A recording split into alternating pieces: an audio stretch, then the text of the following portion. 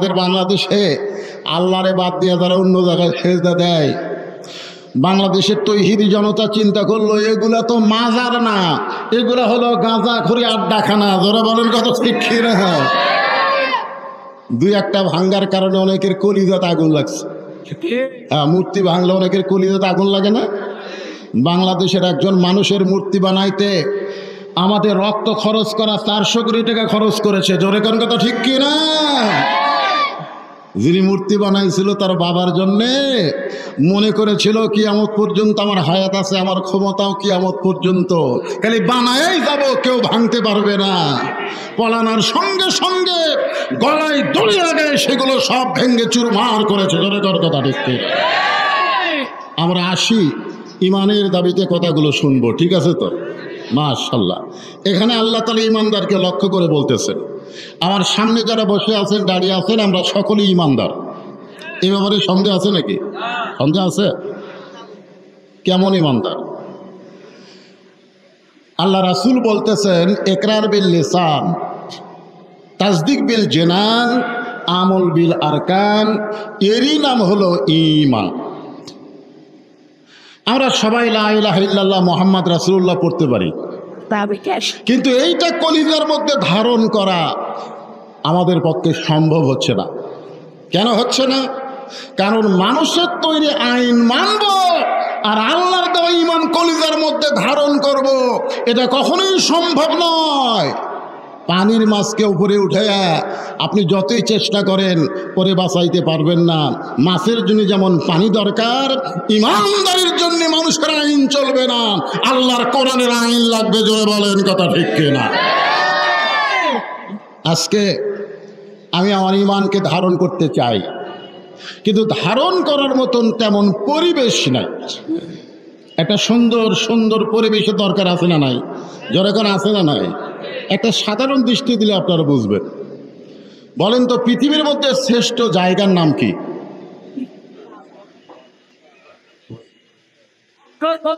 সংসদ ভবন।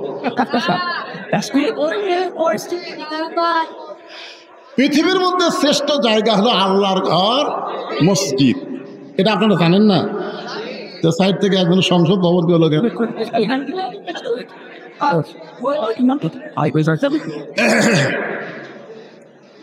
না, উনি যেটা বলছেন ওনার বলার কারণে বুঝেছি। এতদিন তো মসজিদে তোমরা ভালোই উন্নতি করলে, কিন্তু সুদের বিরুদ্ধে, ঘুষের বিরুদ্ধে, অন্যায়ের বিরুদ্ধে, জালেমের বিরুদ্ধে তোমরা মসজিদের মেম্বরে কথা বলতে পারো নাই। কেন পারো নাই? কারণ সংসদের মধ্যে মমতাদের গান হয়েছে, নাট্যকারের নাটক হয়েছে, কিন্তু আল্লাহর কোরআনের আইন চালু হয় না।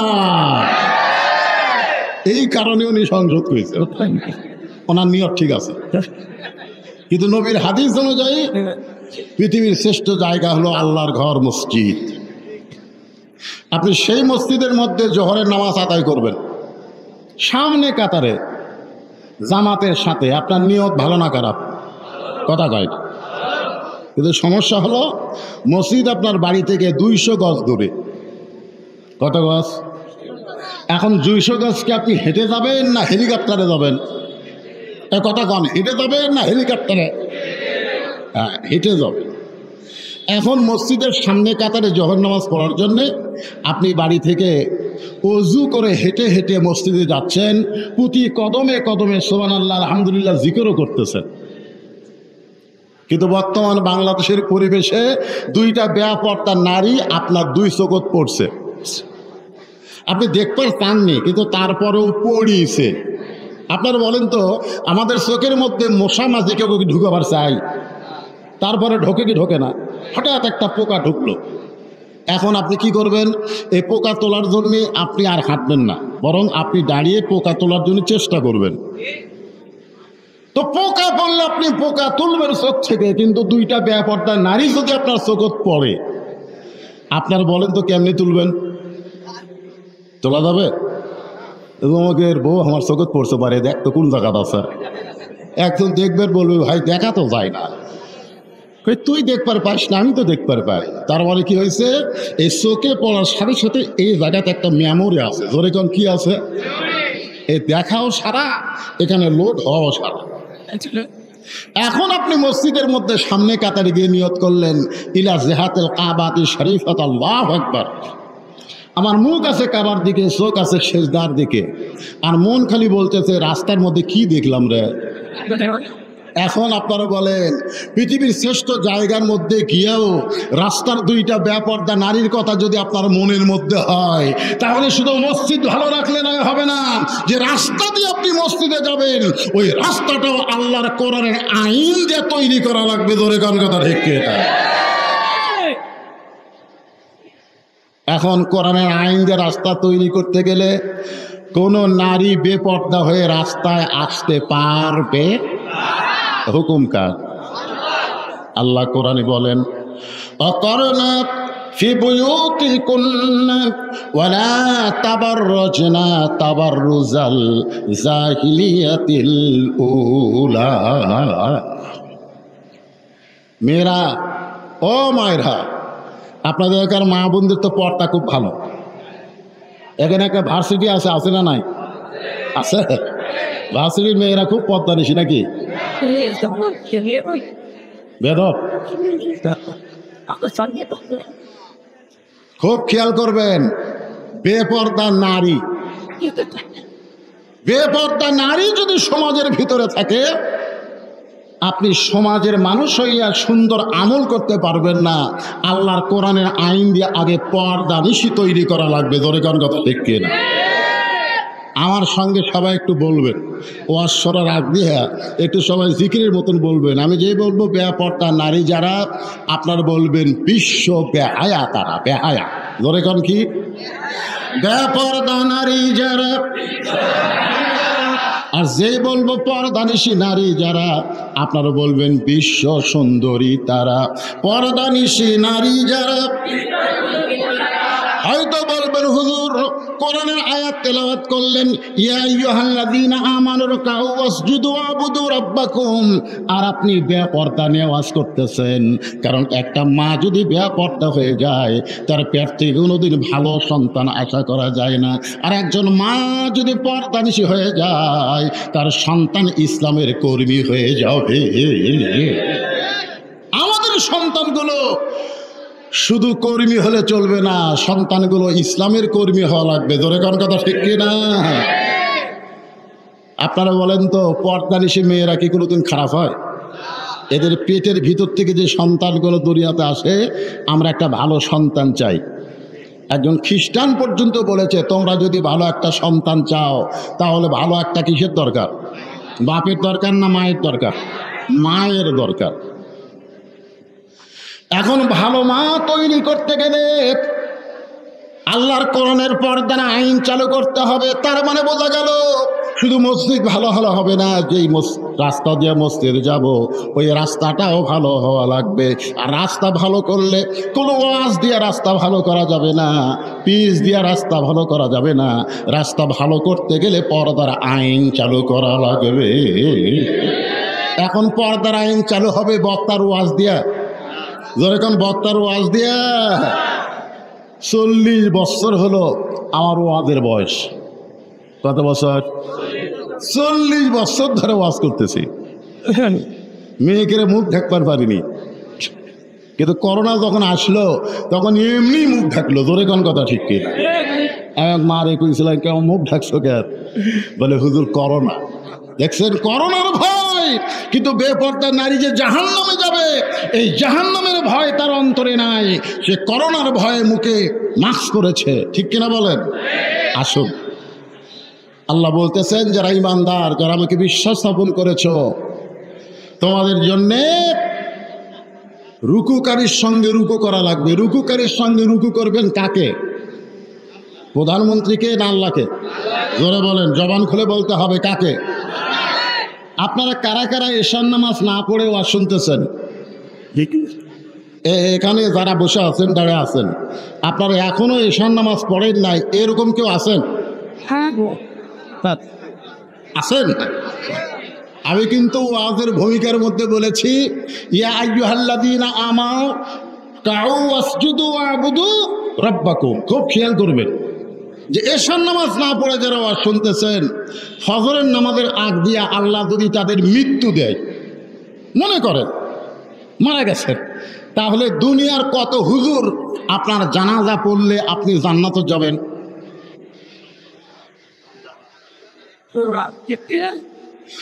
আর যদি এশার নামাজ পড়ে ফজরের আগে আপনি মারা যান, দুনিয়ার কোন মুসলমান যদি আপনার জানাজায় হাজির না হয়, এশার নামাজের ওসিলায় আল্লাহ আপনাকে জান্নাত দিয়ে দিবে।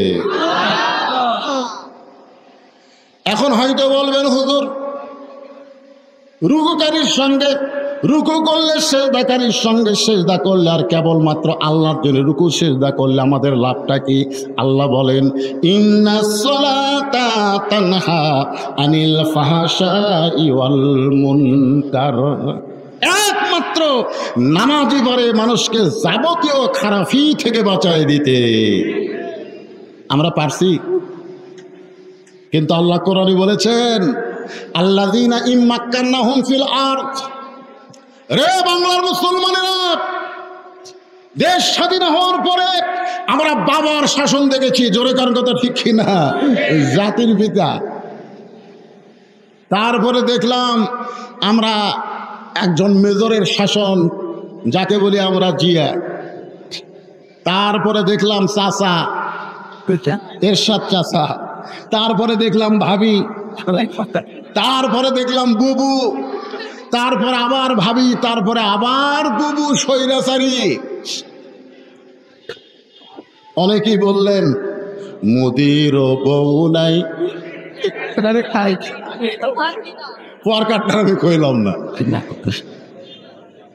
বহু দেখলাম, বহু দেখলাম। আমরা সামনে আর কোন মানুষের আইনের বাংলাদেশ দেখতে চাই না, আল্লাহর কোরআনের বাংলাদেশ দেখতে চাই। জোরে বলেন কথা ঠিক না?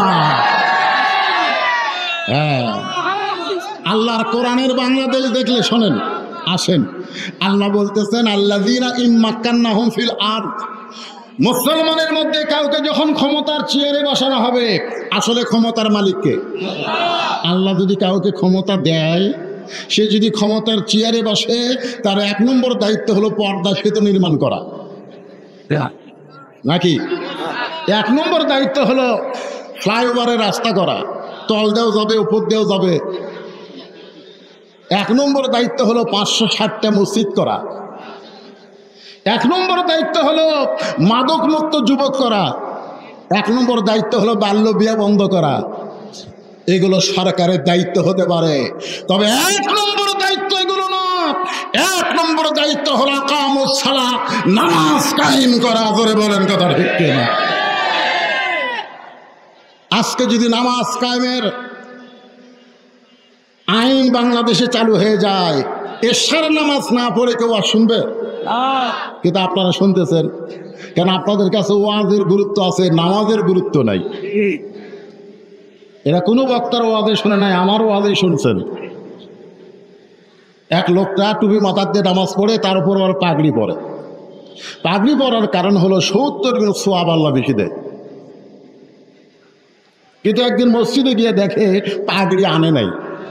চিন্তা করতেছে, বাড়িতে যদি যায় অনেক দেরি হবে, আমি জামাত তরক করব। জামাতে নামাজ পড়লে 27 গুণ, আর পাগড়ি মাথার দিলে 70 গুণ। সবাই নামাজ পড়ে যখন বাড়িতে গেছে, ও তখন এক টানে লুঙ্গি খুলে ওই লুঙ্গি মাথার পাগড়ি পড়ছে। এখন পাগড়ি পরে যখন শেষ দাঁত গেছে, এমন সময় এক মুসলিম মসজিদের মধ্যে ঢুকে দেখে পরনে লুঙ্গি নাই। পিছনে মারছে খাবা, ও লাভ দিয়ে ওটা আমাদের মারলে কেন ভাই? বলে তোর লুঙ্গি গেল কোন জায়গায়? বলে তোমার কি চোখ নাই লুঙ্গি আমার মাথায়? বলে লুঙ্গি মাথাত কেন? বলে সোয়াবের আসতাম। আপনারা বলেন তো, পাগড়ি পরা কি খরচ? লুঙ্গি পরা? লুঙ্গি পরা সতর ঢাকা, জোরে করেন সতর ঢাকা খরচ। তাহলে লুঙ্গি পরা হলো ফরজ। তুমি সেই ফরজ বাদ দিয়া তুমি পাগড়ির সুন্নত আদায় করতেছো। এশার নামাজ হলো ফরজ, আর ওয়াজ শোনা হলো মুস্তাহাব। জোরে বলেন কথা ঠিক কিনা? এশার নামাজ বাদ দিয়া যারা ওয়াজ শুনতেছে, তারা লুঙ্গি খুলিয়া মাথা পাগড়ি পরিছে। এখন আমার সঙ্গে সকালে বলা লাগবে, বলবেন সবাই এশার নামাজ বাদ দিয়া, ধরে কান এশার নামাজ বাদ দিয়া যারা ওয়াজ শুনতেছে তারা লুঙ্গি খুলিয়া মাথায়, দেখেন তো কারা কারা কয় না, বুঝবেন যারা যারা কয় না এরা নামাজ পড়েনি। যদি এশার নামাজ না পড়ে আপনারা ওয়াজ শোনেন, এখানে মনে মনে যদি নিয়ত করেন আল্লাহ আজকে হুজুর যেইভাবে আরকাউ ওয়াসজুদু আবুদু রাব্বাকুম রুকু সিজদার গুরুত্ব আলোচনা করতেছে, আজ থেকে নিয়ত করলাম বাকি জীবনে এক ওয়াক্ত নামাজ বাদ দেব না। ফজর থেকে যদি নামাজ ধরে আল্লাহ বলে বান্দারে তুই যত নামাজ পড়িস নাই তোর যত পাপ হয়ে গেছে ফজর ধরার সঙ্গে সঙ্গে আমি আল্লাহ তোরে মাফ করে দিলাম। এই নিয়তে আমাদের সকলে কোরআনের মাহফিলে বসার দরকার আছে না নাই? জোরে কেন আছে না নাই? হ্যাঁ ভাইজান, নামাজই পারে মানুষকে যাবতীয় খারাপি থেকে বাঁচাই দিতে। বহু নেতার গল্প শুনছি, আমাদের প্রধানমন্ত্রী 560টা মডেল মসজিদ বানায় দিল। আমরা এতদিন জানতাম না যে প্রধানমন্ত্রী মনে করছিলাম নিজের বাপের টাকা দিয়ে মসজিদ বানাচ্ছে। এখন শুনলাম সৌদি আরব 8,000 কোটি টাকা দান করেছে, আর সেই টাকা মেরে খেয়ে সারা মসজিদ বানাচ্ছে। জোরে কোন কথা ঠিক কিনা? তাই তো কই খেরে নেতারা প্রধানমন্ত্রী মসজিদের বানানোর কথা কয়, কিন্তু এক নেতা নামাজ পড়ে না, তার কারণ কি? আপনারা কি মনে করতেছেন খালি মনে মনে মসজিদ বানালি হবে? এই জোরে কর, মসজিদ বানালি হবে? নামাজ কায়েমের বিল উত্থাপন করতে হবে। আর নামাজ কায়েমের বিল মানুষের তৈরি আইন দেওয়া হবে না, এইটা আল্লাহর কোরআনের আইন দিয়ে চালু করতে হবে। আল্লাহর কোরআন দিয়ে যখন বাংলাদেশ চলবে তখন বাংলাদেশের সাইজটা কেমন হবে নিজের চোখে আমাদের দেখার দরকার আছে না নাই? আমরা কি দেখবার পারছি? দেখবার পারি নাই। তবে যদি একটু চেষ্টা করি আজকের মাহফিলে মনোযোগ দিয়ে কথাগুলো শুনি, সামনে হয়তো কোরআনের আইন আমরা দেখতে পাবো। আল্লাহর কোরআনটা কেমন এটা দেখার জন্য হযরত ওমর ছদ্মবেশে মদিনার অলি গলি ঘুরতেছে। হযরত ওমর মদিনার অলি গলি ঘুরতে গিয়ে দেখতে পায় দুই পাহাড়ের মাঝখানে একটা বিস্তীর্ণ মরুভূমি। ওই মরুভূমির মধ্যে একজন রাখাল উট আর দুম্বা চড়ায়। হযরত ওমর রাখালকে সালাম দিয়া আল্লাহর কোরআনকে দেখার নিয়ত করলেন। ধরে কান সুবহানাল্লাহ। এই যে আপনারা কোরআন শুনতে আইছেন, এই কোরআন শোনার মধ্যে কোনো লাভ নাই, বাস্তবে আল্লাহর কোরআন দেখতে হবে। ওমর রাখালকে সালাম দিয়ে বললেন, রাখাল ভাই আমার পেটে ক্ষুধা লাগছে, আমি উটের এক পেয়ালা দুধ চাই। রাখাল মুস্কি মুস্কি হাসতেছে। ওমর ফারুক বলে, রাখাল হাসার কারণ কি? রাখাল বলতেছে, তুমি আমার কাছে সালাম দিলা, উটের দুধ চাইলা, আমি তোমার সালামের উত্তর দেব না, উটের দুধও দেবার পারবো না, আগে জানতে হবে তোমার পরিচয়। ওমর ফারুক চিন্তায় পড়ে গেল, আমি আল্লাহর কোরআন দেখার জন্য ছদ্মবেশ ধারণ করছি, এখন যদি আমার পরিচয় দেই তো গুমর ফাঁস হয়ে যায়। ওমর ফারুক বললেন, আমার পরিচয় শুনবে কেন? বলে, পরিচয় না শুনলে সালামের উত্তর দেওয়া যাবে না, তোমাকে এর এক পেয়ালা দুধ দেওয়া পারবো না। ওমর ফারুক চিন্তায় পড়ে গেলেন, কি পরিচয় দিব? উমর পরিচয় দিব না অর্ধ পৃথিবীর খলিফা পরিচয় দিব? এমন সময় আল্লাহর কোরআন ওমরের সামনে দাঁড়ায় বলে, ওমর রাখাল যখন তোমার পরিচয় চাইছে তুমি আসল পরিচয় দাও। তোমার আসল পরিচয় হলো তুমি অর্ধ পৃথিবীর খলিফা না, আসল পরিচয় তুমি ওমর না, আসল পরিচয় হলো মিল্লাতা আবিকুম ইব্রাহিম ওয়া সাম্মাকুমুল মুসলিমিন। আসল পরিচয় হলো তোমার জাতির পিতা। জাতির পিতা কে? হ্যাঁ মুসলমান। কে রে? কেউ যদি বলে দুই বাপে আমার জন্ম দিছে, বুঝবেন ওর জন্মের মধ্যে ভেজাল আছে। কেউ যদি বলে আমার জাতির পিতা দুইটা, বুঝবেন ওর জাতির মধ্যে ভেজাল আছে। তিনটা ব্যাপারে, তিনটা বিষয়ে আপনার একাধিক পিতা মানবেন না। একটা হলো আদি পিতা আদম আলাইহিস সালাম, একটা হলো জাতির পিতা হযরত ইব্রাহিম আলাইহিস সালাম, আর একটা হলো জন্ম দেওয়া বাপ। এই তিনটা পিতার ব্যাপারে দুটা মানা যাবে। তাহলে জাতির পিতা কয়টা? একটা। মুসলমান হিসেবে জবান খুলে বলেন কয়টা? আমরা বলি যাকে তোমরা জাতির পিতা বলো আমরা তাকে জুতার ফিতা মনে করি। জোরে গান কথা ঠিক। মুসলমান, আল্লাহ কোরআনে ডাইরেক্ট বলেছেন মিল্লাত আবিকুম ইব্রাহিম ওয়া সাম্মাকুমুল মুসলিমিন। ওমর ফারুক আল্লাহর কোরআন বলে, ওমর, রাখাল যখন তোমার পরিচয় চাইছে তুমি আসল পরিচয় দাও। তোমার আসল পরিচয় হলো তুমি একজন মুসলমান। ওমর ফারুক বলে, রাখাল ভাই, আমার পরিচয় যদি জানতে চাও, আমার পরিচয় হলো আমি একজন মুসলমান। রাখাল মুস্কি মুস্কি হাসে। ওমর ফারুক বলে, আবার হাসো কেন?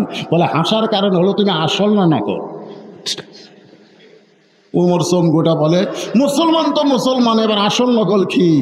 রাখাল বলে, প্রতীক, আসল মুসলমান যারা হবে তারা পাওয়ার ব্যাপারে সতর্ক থাকবে। আসল মুসলমান কোনোদিন বাবার দরবারে যাবে না। আসল মুসলমান কোনোদিন দয়াল বাবার দরবারে যাবে না। জোরে বলেন কথা ঠিক না? আসল মুসলমান জানে ইয়াকা নাবুদু ওয়া ইয়াকা নাস্তাইন। দরকার হলে ফাঁসির মঞ্চে যাবে, রাষ্ট্রপতির কাছে বাঁচার দরখাস্ত আসল মুসলমান লিখবে না। ধরে গান কথা ঠিক না?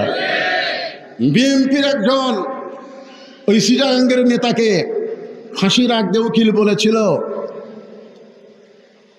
যে আপনি যদি রাষ্ট্রপতির কাছে, নাম শুনেননি, যাকে বলা হয় সাকা চৌধুরী, যে আপনি যদি রাষ্ট্রপতির কাছে দরখাস্ত করেন, আপনি তো জামাত করেন না, আপনি বিএনপি করেন, রাষ্ট্রপতি হয়তো আপনাকে মাফ করে দিবে।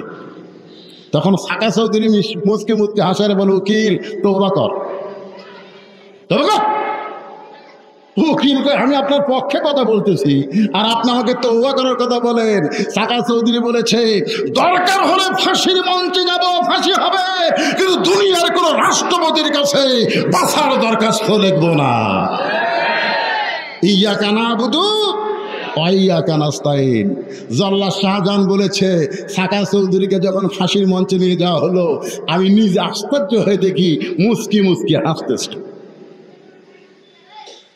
কারণ মুসলমান যারা হবে তাদের বিশ্বাস মরে গেলে তারা কবরে যাবে না, মৃত্যুবরণের মাধ্যমে জান্নাত তাদেরকে বরণ করবে। ধরে বলেন কথা ঠিক কিনা?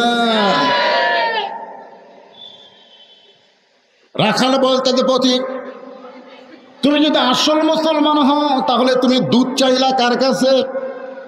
সঙ্গে সঙ্গে ওমর ফারুক চমকে ওঠে, মনে মনে চিন্তা করতেছে, রাখাল আমার আসল জায়গায় হাত দিয়েছে, তুমি দুধ চাইছো কার কাছে? আপনারা বলেন তো, রাখাল ওমর ফারুক দুধ চাইছে কার কাছে? জোরে গান, কার কাছে? ওমর ফারুক চোখের পানি বের করে বলে, মাবুদ, তোমার কোরআন যখন দুনিয়াতে চালু থাকবে, ওমর যদি ভুল করে একটা রাখাল পর্যন্ত তার ভুলটা ধরতে পারবে। আমাদের বাংলাদেশে কোরআন চালু নাই, যার কারণে আমরা ভুল ধরবার পারি না। কোরআন চালু, ওমর ফারুক জুম্মায় খুতবা দিচ্ছে, মাঝখান থেকে এক মুসল্লি দাঁড়িয়ে বলতেছে, আমিরুল মুমিনিন খুতবা বন্ধ করেন। ওমর ফারুক বললেন, আমার অপরাধ কি?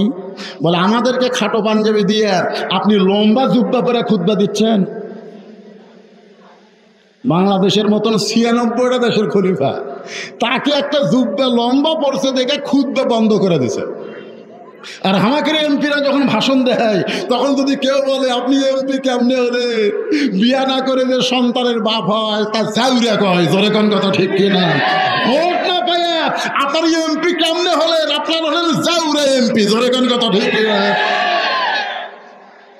যদি কেউ বলতো, ওরে বাচ্চার বুদ্ধি আছিল। কারণ মানুষের তৈরি আইন চলে, নেতাকে ভুল ধরা যায় না। জোরে কোন কথা ঠিক কিনা? আর আল্লাহর কোরআন চলতেছে, আমাদেরকে খাটো পাঞ্জাবি দিয়ে আপনি লম্বা জুব্বা পরে খুতবা দেন। যতক্ষণ লম্বা জুব্বা কোথায় পাইলেন এটা না বলবেন, আপনার খুতবা শুনবই না। ওমর ফারুক ছোট বাচ্চার মতন কান্না শুরু করে দিলেন। এমন সময় ওমর ফারুকের ছেলে ৩০ পারা কোরআনের হাফেজ, ৬ লক্ষ হাদিসের হাফেজ, নাম হলো আব্দুল্লাহ ইবনে ওমর। নেতার ছেলে ৩০ পারা কোরআনের হাফেজ। স্বরাষ্ট্রমন্ত্রীর ছেলেকেও কিন্তু ধরছে। ধরে কোন কথা ঠিক কিনা? স্বরাষ্ট্রমন্ত্রী এখনো কট হয়নি, কিন্তু আর ছেলে ধরছে। আজকে আবার বাড়ি দিয়ে গেছে, কি পাওয়া যায়? সীতাবাগের চামড়া পাশে, হরিণের সিং পাশে। হায় হায় ভাইজান, আল্লাহর কোরআনকে সামনে নিয়ে বর্তমান বাংলাদেশের কিছু নেতাদের চরিত্র উন্মোচন করার দরকার আছে না নাই? জোরে কেন আছে না নাই? ভবিষ্যতে এরকম নেতা যেন বাংলার জমিনে আর ফিরে না আসে, মনে কষ্ট দেবেন না। 30 পারা কোরআনের হাফেজ নেতার বেটা আব্দুল্লাহ ইবনে ওমর, কেন কোরআনের হাফেজ না, 6 লক্ষ হাদিসের হাফেজ। বাবার পাশে দাঁড়ায় বলতেছে, রে নবীর সাহাবীরা, আমার বাবার গায়ে লম্বা জুব্বা দেখে খুতবা বন্ধ করে দিলে, একবার আমার দিকে তাকাও। ওসমান গনি বলে, আব্দুল্লাহ, আজকে জুমার দিনে সবাই নতুন কাপড় পরে নামাজ পড়তে আইছে, আর তোমার পরনে পুরাতন কাপড় কেন? আব্দুল্লাহ বলতেছে, আমি যদি নতুন কাপড় পরতাম তাহলে আমার বাবার জুব্বা লম্বা হতো না। সুবহানাল্লাহ বলেন। দুনিয়ার সবাই যখন ঘুমায়াছিল, এমন সময় আমার বাবা চোরের মতন চুপি চুপি। আব্দুল্লাহ ইবনে ওমর বলে, একদিন গভীর রাত্রে আমি চেতন পায়ে দেখি আমার মা দরজায় দাঁড়িয়ে আছে। আমি মায়ের কাছে গিয়ে দেখলাম মায়ের চোখ দিয়ে দর দর করে পানি পড়তেছে। আমি কইলাম, মা, এই গভীর রাত্রে আপনি দরজায় কেন? আমার মা বলতেছে, যেদিন থেকে তোমার বাবা মদিনার খলিফা হয়েছে সেদিন থেকে রাতের বেলা ঘুম পারে না, সারা রাত মানুষের দুঃখ কষ্ট দেখে। তোমার বাবা যদি ঘুম না পাইলে মানুষের দুঃখ কষ্ট দেখে, আমি কেমনে ঘুমাই? আমি দরজায় দাঁড়িয়ে দোয়া করি, আল্লাহ যেন তোমার বাবাকে হেফাজত করে। সবাই ঘুম পাড়তেছে, কিন্তু কোরআনের আদর্শের নেতা হযরত ওমরের চোখে ঘুম নাই। আব্দুল্লাহর দরজায় গিয়ে বলে, আব্দুল্লাহ দরজা খুলে বের হয়ে গেল, বাবা খবর কি? দেখে তাকায় বাবার হাতে একটা পাঞ্জাবি।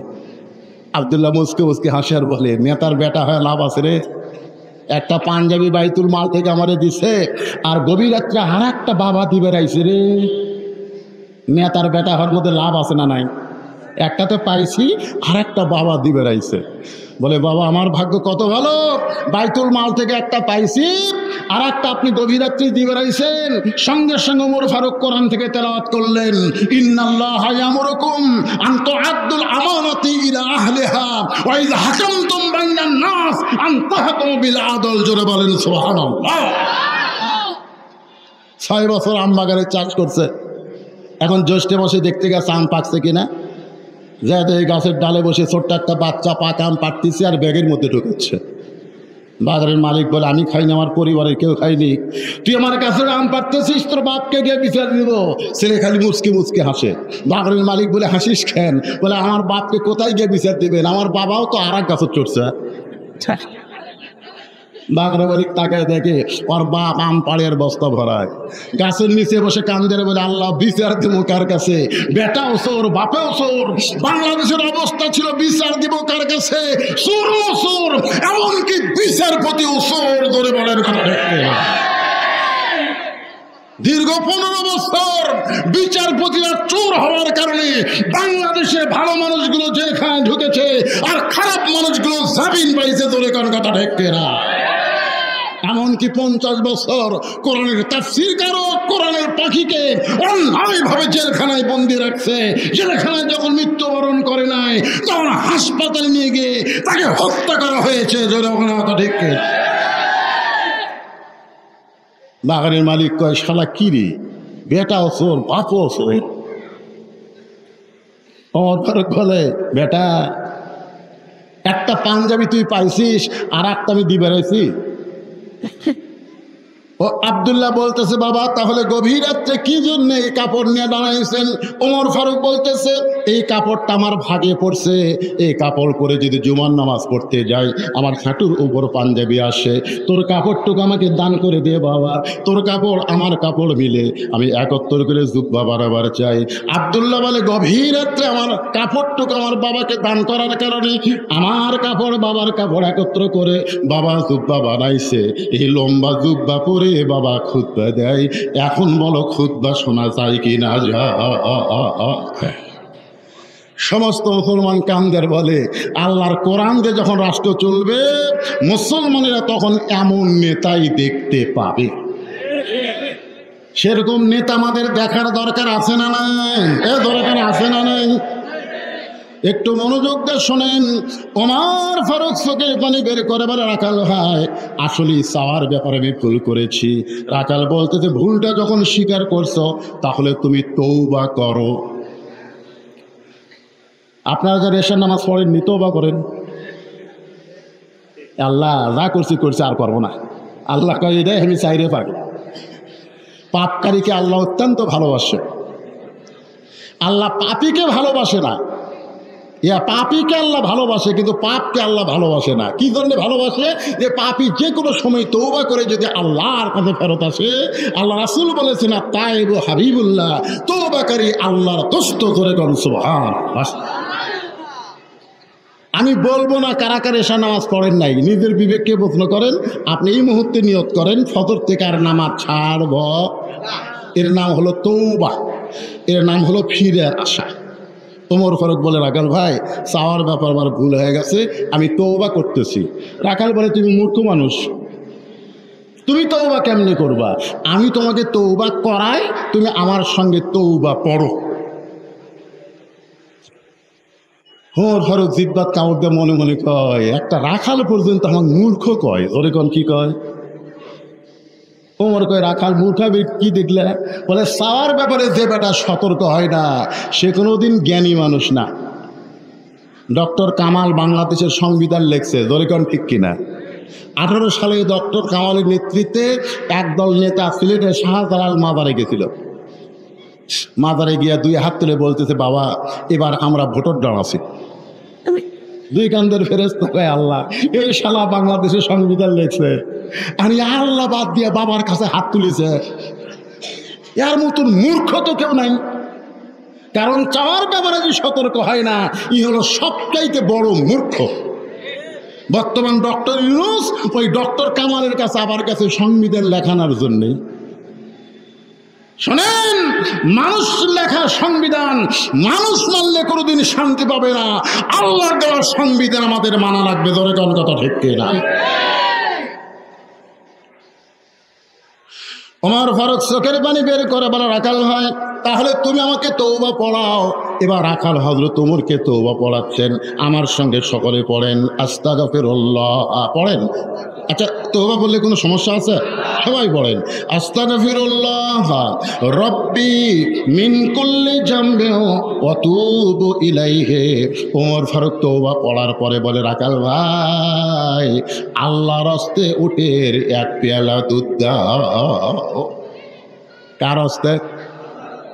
রাখাল মুসকে মুসকে হাসে। ওমর ফারুক বলে, আবার হাসার কারণ? রাখাল বলতেছে, তওবা করার পরে তুমি মুনাফিকি করলে।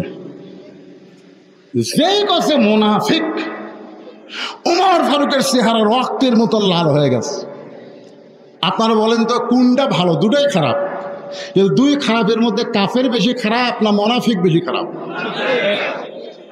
আজকে দেখবেন মিথ্যা অজুহাতে টুপিওয়ালা দাড়িওয়ালা সামনে নির্বাচনে যদি ঐক্য না হয়, আকীদার দোহাই দিয়ে যদি ফিতনা সৃষ্টি করতে চায়, ওরা হার যাই হোক মুসলমান না, এরা হলো মুনাফিকের গোষ্ঠী। ধরে কোন কথা ঠিক না?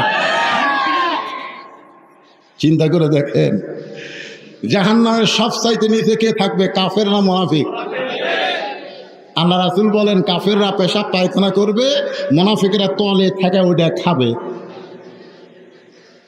সাহাবীরা বললেন, হুজুর এই মুনাফিক কোন গোষ্ঠী? আল্লাহ রাসূল বললেন, মুনাফিক মুসলমানের মধ্যেই তৈরি হবে। সর্বপ্রথম যিনি মুনাফিক হয়েছে তার নাম কি? আব্দুল্লাহ পাওয়া যাবে না। আব্দুল্লাহ ইবনে উবাই হলেন একজন সাহাবী। যিনি সর্বোত্তম মুনাফিক তার নাম হলো, এই নামটা আপনারা খেয়াল করবেন, অনেক বক্তারাও ভুল করে, আব্দুল্লাহ ইবনে উবাই কয়।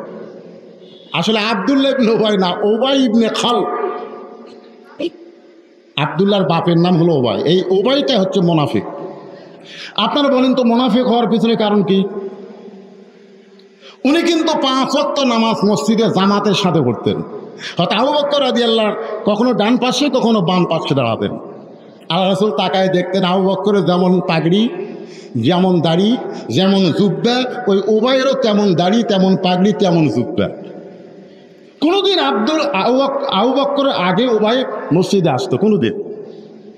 আল্লাহ রাসূল বলতেন এরা এতই পাকা মুসলমান রে বাবা, সামনে কাতার আবার তাকবীরে উলে। কিন্তু এত ভালো নামাজি মুনাফিক কখন হলো?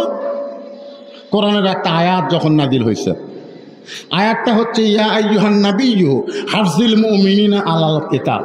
ওগো নবী, যারা আপনার পিছনে জামাতবদ্ধ হয়ে নামাজ পড়তেছে তাদেরকে সৈন্য হিসেবে গড়ে তোলেন, কারণ যে কোনো সময় মক্কার কাফেরেরা মদিনা আক্রমণ করতে পারে, আর মদিনা যখন আক্রমণ করবে তখন নামাজ দিয়ে রোজা দিয়ে আপনি মদিনা রক্ষা করতে পারবেন না।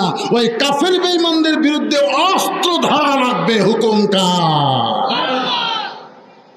এই আয়াত যখন নাজিল হলো তখন ওমর ইবনে খালদ সামনে থেকে গিয়ে আল্লাহ রাসূলকে বলতে, হুজুর এটা না গন্ডগোলের আয়াত। আয়াত কে নাজিল করছে, নবী না আল্লাহ? নবী কয় আল্লাহ, তুমি নাজিল করলা কোরআনের আয়াত, আর এই শালা কয় গন্ডগোলের আয়াত। কে? টুপি দাড়ি জুব্বা যেরকম দেখতেছি এর তো চিনতে পারতেছে না আসলে কে। সঙ্গে সঙ্গে আল্লাহ তাআলা আয়াত নাজিল করলেন, ওয়ামিনান নাসি মাইয়াকুলু আমান্না বিল্লাহি ওয়া বিল ইয়াউমিল আখিরি ওয়া মা হুম বিমুমিনিন।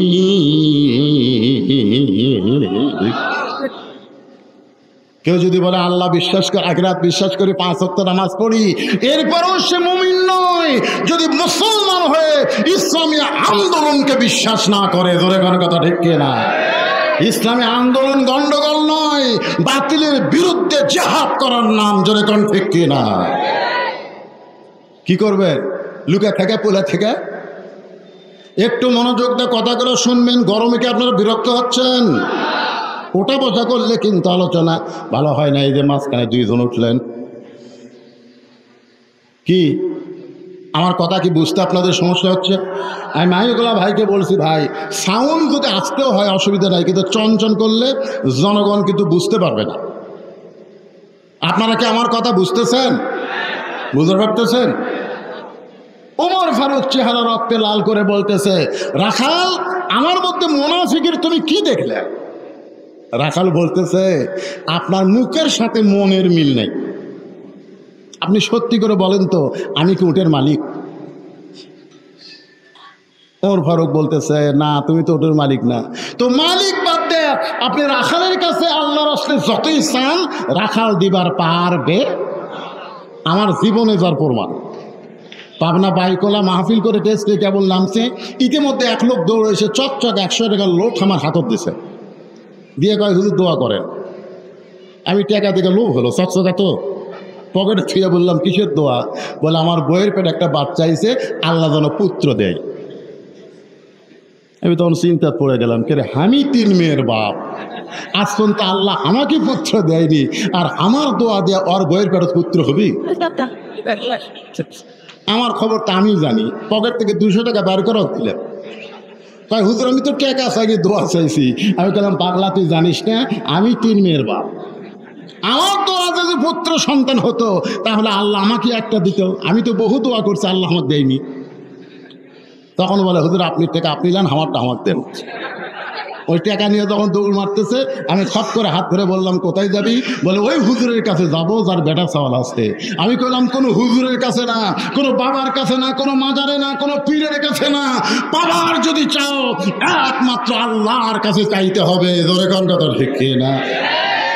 রাখাল বলে, পথিক সত্যি যদি উটের 1 পেলা দুধ চাও তাহলে আমি রাখালের কাছে আল্লাহর রাস্তে না চাইয়া মালিকের বাড়ির যাও, এখান থেকে 10 মাইল দূরে ওই মালিকের বাড়ি গিয়া বলো, মালিক আল্লাহর রাস্তে উটের 1 পেলা দুধ চাই। মালিক যদি হুকুম দেয় তাহলে আমার কাছে আসো, আমি তোমাকে উটের 1 পেলা দুধ দেব। ওমর ফারুক চোখের পানি বের করে বলে, রাখাল ভাই এত কষ্ট করে এত দূর মালিকের বাড়ি যাওয়ার দরকার নাই, বরং তোমাকে আমি 2 টাকা দিচ্ছি, তুমি আমারে উটের 1 পেলা দুধ দাও। রাখাল এবার চারিদিকে তাকায় বলে, পথিক তুমি কি হযরত উমরকে চিনো? ও প্রচুর করছে। রাখাল বলতেছে, পথিক তুমি তো আমারে 2 টাকা ঘুষ দিবার চাচ্ছা, তুমি কি উমর চিনো?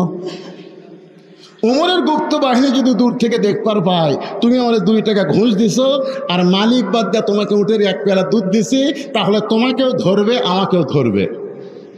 এই বয়সে তুমি ধরা খাবার চাও?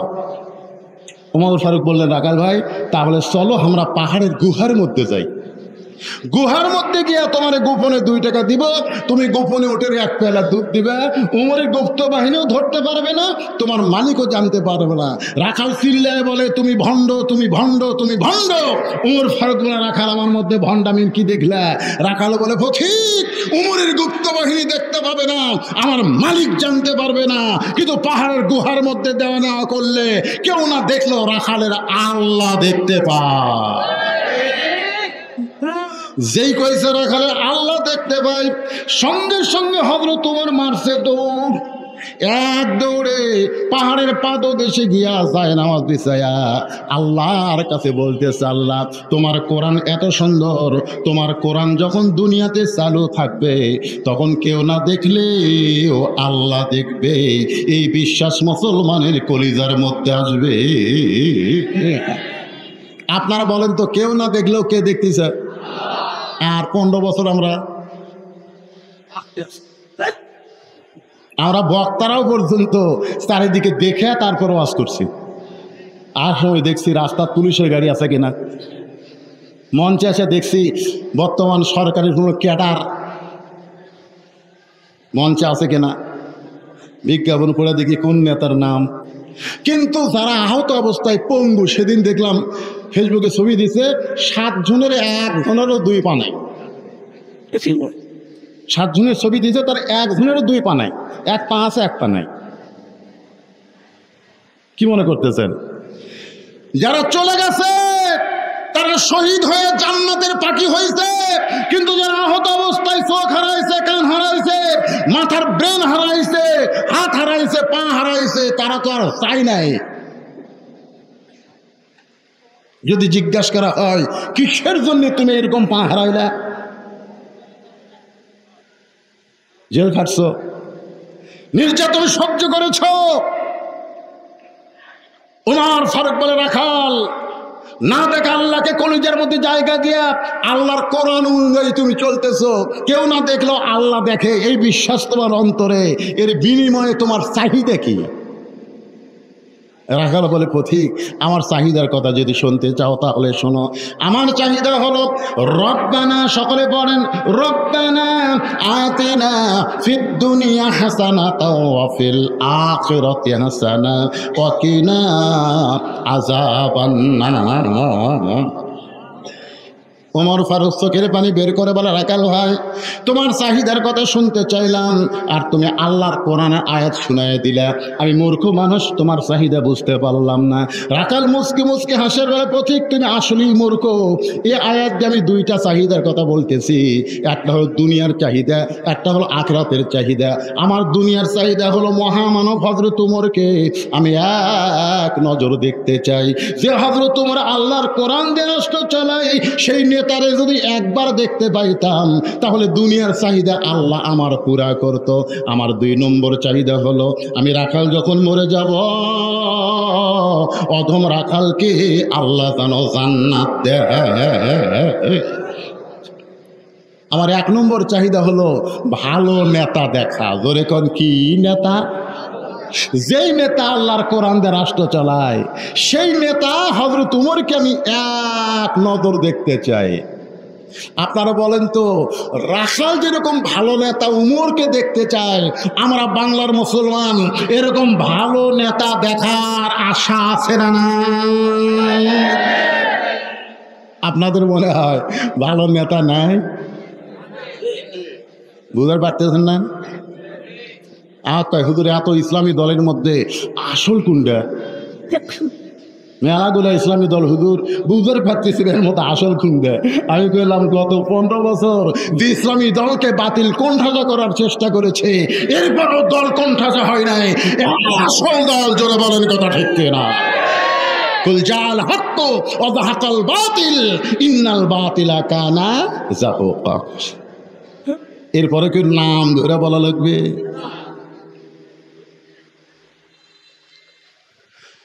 ওমর ফারুক চোখের পানি বের করে মনে মনে চিন্তা করতেছে, রাখালের 1 নম্বর চাহিদা হলো হযরত ওমরকে এক নজর দেখতে চাই, কিন্তু আমি তো ওমর।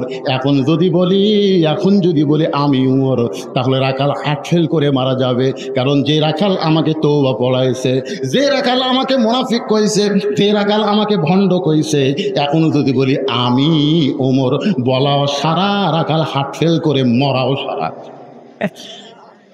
ওমর চিন্তায় পড়ে গেল। রাখালের চাহিদা হলো কয়টা? 1 নম্বর চাহিদা হলো ভালো নেতা ওমরকে দেখা, আর 2 নম্বর চাহিদা হলো মরে যাওয়ার পরে আল্লাহ যেন জান্নাত দেয়। ওমর ফারুক রাখালের হাতটা এরকম খস করে ধরে 3 বার চুমা খাইছেন। 3 বার চুমা খাইছেন। রাখাল বলতে পাগল নাকি, আমার খামা হাতে 3 বার চুমা খাওয়ার কারণ কি? ওমর ফারুক বলে, রাখাল ভাই, তোমার 2 নম্বর চাহিদা আল্লাহ পুরা করছে, মরার সঙ্গে সঙ্গেই আল্লাহ তোমাকে জান্নাত দিবে। যারা পারেন তারা আমার সঙ্গে পড়েন, আর যারা পারেন না তারা চুপ করে শুনে শেষে আল্লাহু আকবার তাকবীর দিবেন। পারবেন না ভাইজান?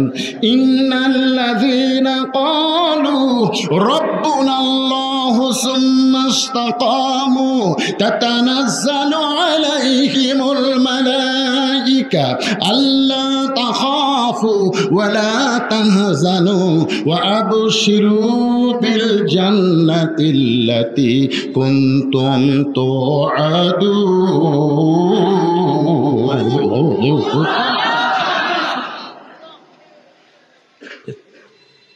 রাখাল মুসকে মুসকে হাসে। ওমর ফারুক বলে, রাখাল এখানে হাসির কি হলো?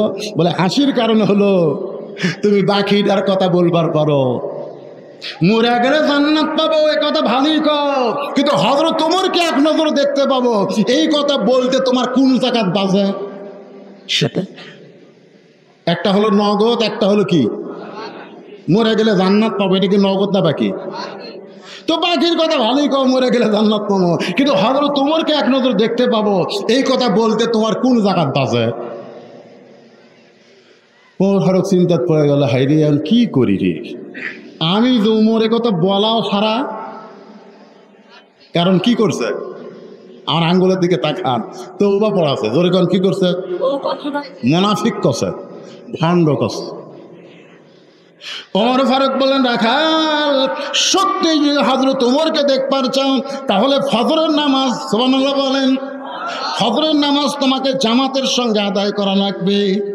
ফজর যদি জামাতের সঙ্গে আদায় করতে পারো তাহলে মেহরাবের মধ্যে যেই মানুষটাকে দেখবা রুকু করতেছে, সেজদা করতেছে এবং তাকে অনুসরণ করে সবাই রুকু করে সেজদা করে, ওই মানুষটি হলেন হযরত ওমর। আল্লাহর কোরআন যখন বাংলাদেশে চালু হবে তখন প্রত্যেকটা এমপিরা জুমার দিনে মডেল মসজিদের খুতবা দেবে, জোরে কোন কথা ঠিক কিনা? প্রত্যেকটা চেয়ারম্যান ইউনিয়নের বড় মসজিদের ইমামতি করবে, প্রত্যেকটা মেম্বার ওয়ার্ডের বড় মসজিদের ইমামতি করবে। বর্তমানে ইউনিয়ন পরিষদের চেয়ারম্যান মেম্বারকে যদি ইমামতির কথা বলা হয় বলবে আমাকে আকামতি খেয়াল নাই, জোরে কোন কথা ঠিক কিনা? ভাই আপনাকে খুব গরম লাগতেছে মনে হয়,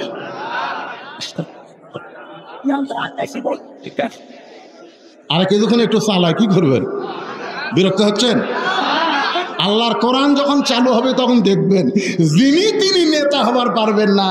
নেতা হওয়ার গেলে আগে মসজিদে প্র্যাকটিস করা লাগবে, তোর এখন কথা ঠিক। এক ওয়াক্ত নামাজ পড়ে না, চামচাকায় আমার নেতার চরিত্র ফুলের মতন পবিত্র, নামাজ পড়ে না এক ওয়াক্ত, গাঁজা খায়।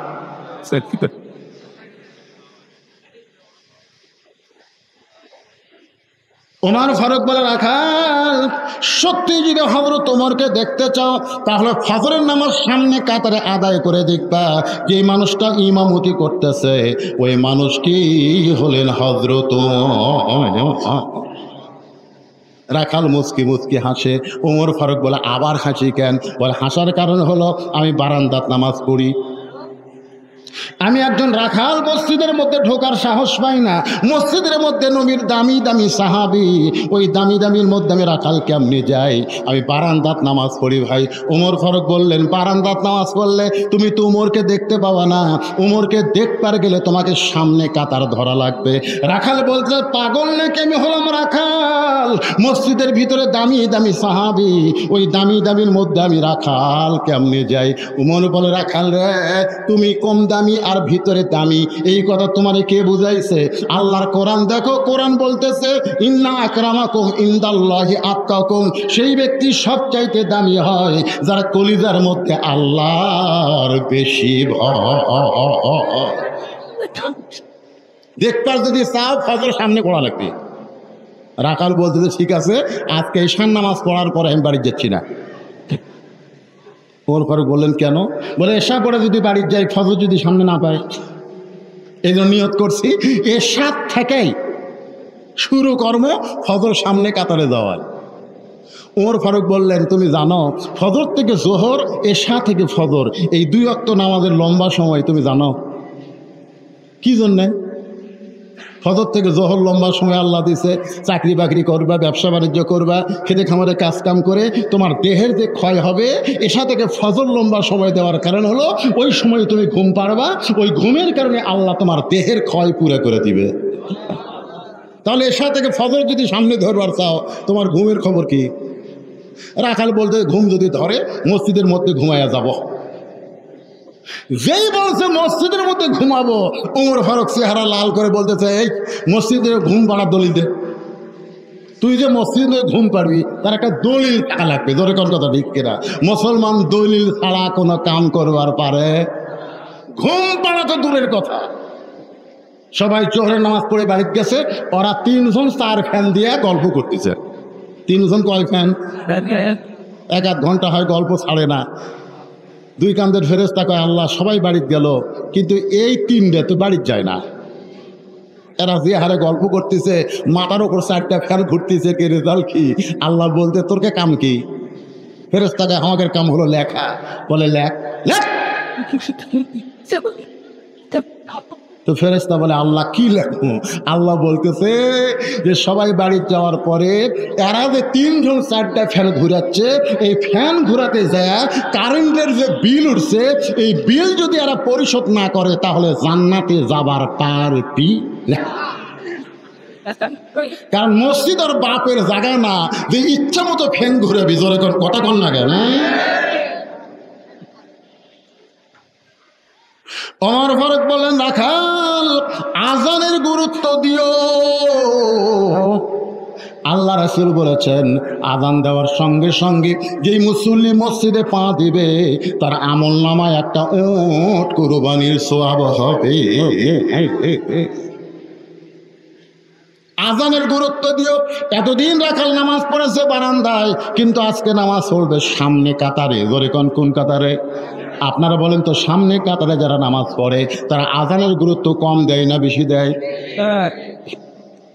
রাখাল এতদিন বারান্দায় নামাজ পড়েছে, এবার ফজর আজান দেওয়ার সঙ্গে সঙ্গে রাখাল ওয়াজু করে জোরে জোরে মসজিদের বারান্দায় চোখের পানি নিয়ে বলতেছে, রে বারান্দা, শুধু আজকের দিন আমাকে মাফ কর, ওমরকে দেখার জন্য আমি একটু ভিতরে ঢুকতে চাই। এতদিন রাখাল ভিতরে ঢোকে নাই, আজকে ভিতরে ঢোকার সঙ্গে কোন পা? এজরে কোন পা? শুধু ডান পা দিলে হবে না। আল্লাহুম্মা আফতাহলি আবওয়াব রাহমাতিক, এই দোয়াটা পড়ে রাখাল ভিতরে ঢুকে যখন সামনে যাবার চায়, প্রত্যেকটা সাহাবী নড়ে সরে রাখালকে যাওয়ার রাস্তা করে দেয়। রাখাল বলে, আল্লাহ, এতদিন বারান্দা থেকে কি ভাবলাম, মনে করছিলাম ভিতরে দামি দামি, কিন্তু আজকে ভিতরে ঢুকে দেখতেছি আমিও যাই এরাও তাই, মানুষের মধ্যে কোনোই তফাৎ। এতদিন ভিতরে ঢোকে দিত, আজকে এসপি সাহেব সামনে কাতারে যায় দেখে এখন মুসল্লি লাগবে, তাছাড়া কাতার পুরা হচ্ছে না। এসপি পিছন দিকে তাকায় দেখে দরজার বাইরে চৌকিদার খাওয়া হয়ে আসে। এসপি ডাকতেছে, আয়। চৌকিদার বলে, না স্যার, আপনি এসপি, আমি চৌকিদার। এসপি বলতেছে, বাইরের কথা ভিতরে গোস না। তুই চৌকিদার, আমি এসপি। এটা হলো বাহিরের কথা, ভিতরের কথা আলাদা রে। চৌকিদার বলে ভিতরের কথা কি? হ্যাঁ ভিতরে ঢোক। যেই চৌকিদার ভিতরে ঢুকছে, এসপি দৌড়ে দেয়, চৌকিদার হাত ধরে বলতেছে আমার পায়ের গোড়ালির সঙ্গে গোড়ালি মিল করে খাড়া হোক। চৌকিদার বলে স্যার খালি পায়ে দৌড়াদৌড়ি করি, পায়ের গোড়া কিন্তু ফেটে গেছে। আপনার তেলতলা গোড়ার সাথে ঘর্ষণ লাগলে বিলেটের মতন দাঁত। একদিন আমার বউয়ের সাথে রাত্রে শোবার দেয়, পায়ের গোড়াগাড়ি বউয়ের পাওত লাগছে। বউ ঘুম থেকে লাভ যেটা বলে মহারণা মাপ দিলেন, তুমি আলাদা করো যাও। পায়ের গোড়া ফাটলে বুঝবেন বিলেটের মতন দাঁত। এইগুলো ভ্যাজলিন দিয়ে শুধবেন, ধরে করে কি দিয়ে গোড়াতে একটু ভ্যাজলিন ট্যাজলিন দিয়ে তারপর শুধবেন। হঠাৎ যদি বইয়ের পাওয়া ঘোষণ লাগে অসুবিধা নেই। এসপি বলতে চৌকিদার রে, তুই যখন আমার গোড়ালির সঙ্গে গোড়ালি মিল করে দাঁড়াবি, তুই চৌকিদার আমি এসপি না, আমরা দুইজন ভাই ভাই। যে বলছে আমরা দুইজন ভাই ভাই, চৌকিদার বলতেছে আল্লাহ ভিতরই ভালো। আল্লাহ আল্লাহ বলতেছে আমি এই জন্যই তো বলেছি উদখুলু উদখুলু ফিসসিলমি কাফা, ইসলামের মধ্যে পুরোপুরি ঢোক। এসপি চৌকিদার থাকবে না, প্রত্যেকটা মুসলমান হবে ভাই ভাই। ধরে বলেন কথা ঠিক কিনা?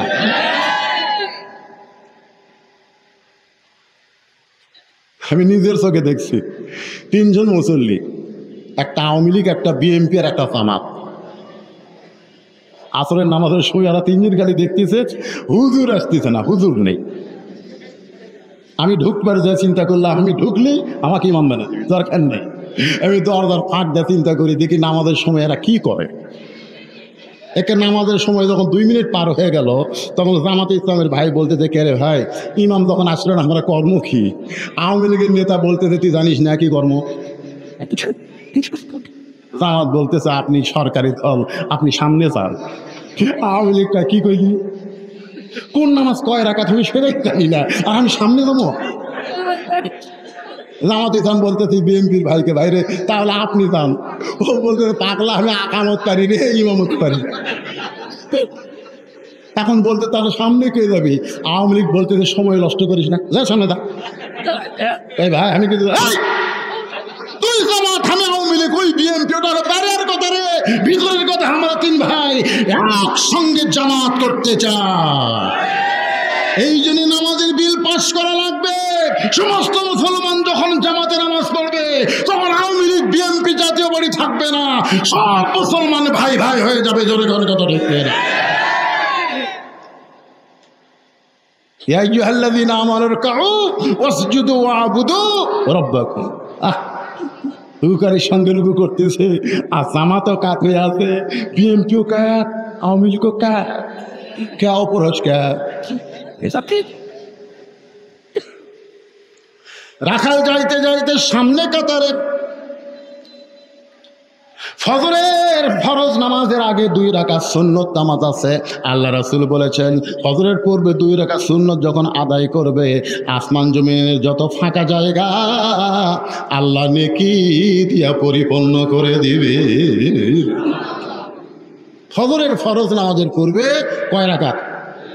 2 রাকাত সুন্নত নামাজ পড়ে রাখাল চুপটি করে বসে আছে, মনে মনে চিন্তা করে হযরত ওমর ফারুককে এক নজর দেখতে চাই।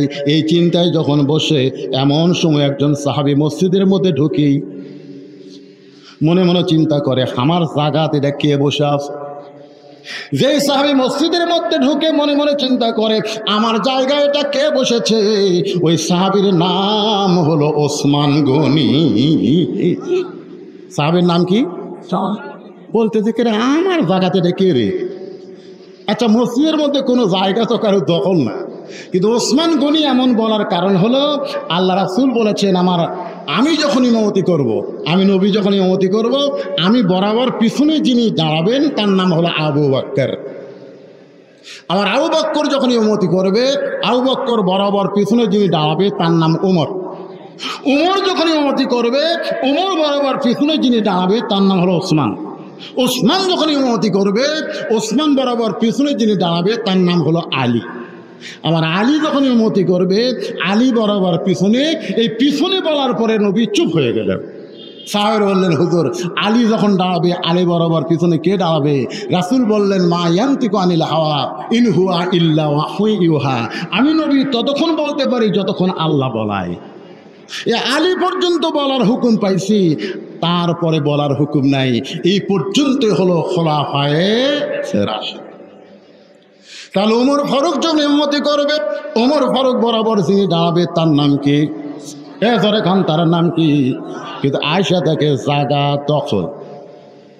সাহাবীদের মধ্যে সবচাইতে নরম করি সাহাবী আবু বকর আর ওসমান।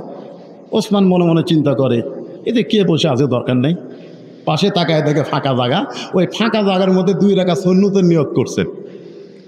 2 রাকাত সুন্নত নামাজ শেষ করে রাখালের দিকে তাকাছে, কিতাবে আছে 3 বার। তোর এখন কয়বার?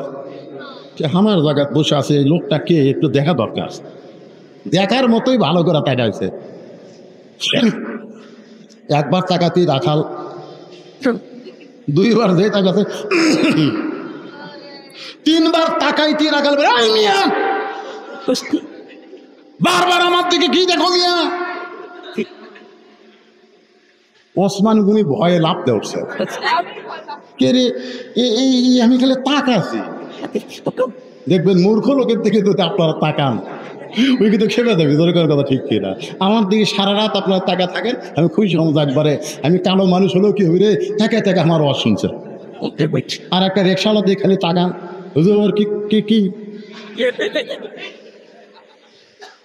ওসমানে পরিশ্রম গোটা দাঁড়িয়ে গেছে, ভয়ের খেলায় দাঁড়িয়ে বলতে ভাইজান খালি আপনার দিকে আমি 3 বার তাকাছি, আপনার পরিচয় কি? রাখাল বলতেছে আমার পরিচয় হলো আমি রাখাল, আমি রাখাল রে। ওসমান গনি মুচকি মুচকি হাসতেছে। মুচকি মুচকি হাসার কারণে হলো রাখাল যারা হবে তাদের ভাষা গরম হওয়া লাগবে। রাখালের ভাষা গরম না হইলে তার অধীনস্থ জন্তু জানোয়ার বাধ্য থাকবে না। জোরে গান ঠিক কিনা? গরু চড়াবার জায়গায় যদি আপনি বলেন বাবা গরু ওইদিকে আমাদ আছে বাবা, ওইদিকে যাস না রে, ওই আপনার কথা শুনবি। আর যদি বলে এই গরু, আরে গরুরা কিন্তু মানুষের চাইতেও কানে ভালো। এই জন্য আল্লাহ রাসূল বলেছেন প্রত্যেকটা পুরুষকে, অভিভাবককে আল্লাহ তাআলা রাখালের দায়িত্ব দিয়া দুনিয়াতে প্রেরণ করছে। এখন হয়তো আপনারা বলবেন হুজুর আমি কিসের রাখালি করব? আপনি চোখ বন্ধ করে দেখেন আপনার বাড়িতে 42 বছরের একটা গাভী আছে। আপনার গাভীর বয়স হলো 42 বছর। এইটা গাভী মানে আপনার বউ। আপনার একটা আইডিয়া আছে, আয়নার বয়স হলো 22 বছর। আইডিয়া মানে আপনার ছেলে। আপনার একটা বকনা আছে, বকনার বয়স 17 বছর। 17 বছর যে বকনা ওটা হলো আপনার মেয়ে। এখন আপনি বলেন আপনার বউ, আপনার ছেলে, আপনার মেয়ের উপরে আপনার রাখালি করার দরকার আছে না নেই? এ দরকার আছে না নাই? যেই ভারত আমাদের 400 বছরের পুরাতন বাবরি মসজিদ ভাঙ্গা ওই জায়গায় রাম মন্দির বানাচ্ছে, সেই ভারতের শাহ জি বাংলা আমাদের গাভী গৌগুলো দেখতেছে। আমি একজন পুরুষ মানুষ রাখালের দায়িত্ব পালন করার দরকার আছে না? আপনি কোনোদিন কইছেন তুই যে ভারতের স্টার জলসা জি বাংলা দেখতেছিস, ওই ভারত আমাকে কি করতে রে? মুসলমানের সবচাইতে বড় শত্রু দেশের নাম কি? জোরে বলেন, আমাদের সবচাইতে বড় শত্রু দেশের নাম কি? এইবার ভারত আমরা খেলতেছি ইলিশ না দিয়ে, জোরে কোন কথা ঠিক কিনে ওরা দুর্গা পূজা আমাকে ইলিশ খায়।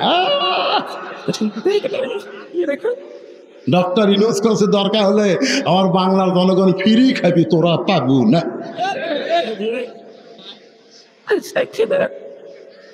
ভারত পেঁয়াজ বন্ধ করে দিল, আমাদের বাংলাদেশের লোক কয় পেঁয়াজ খাবো না রে। ভারত কয় এখন আর শুল্ক লাগবি না, এমনি এমনি খাবাই। আপনি মনে করতেছেন আমরা ভারতের দিকে তাকাই না, ভারত আমাদের দিকে তাকায় থাকে। জোরে কোন কথা ঠিক কিনা?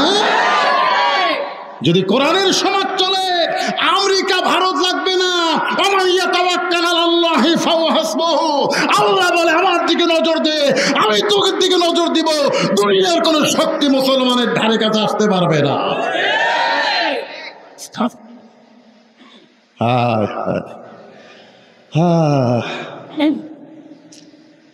আপনাদের 17 বছরের মেয়েটা কি ভার্সিটি ভাইদের নাম কি কোলা কি ভাই? বাউট বাউট আপনার মেয়েটা যদি ওই ভার্সিটি পড়ে 17 বছর বয়সের মেয়েটার দিকে আপনার খেয়াল করার দরকার আছে না নাই? ওই যে পরিমণি হয়ে খালি গামছা অন্য গামছার মতন গলাপ দেয়।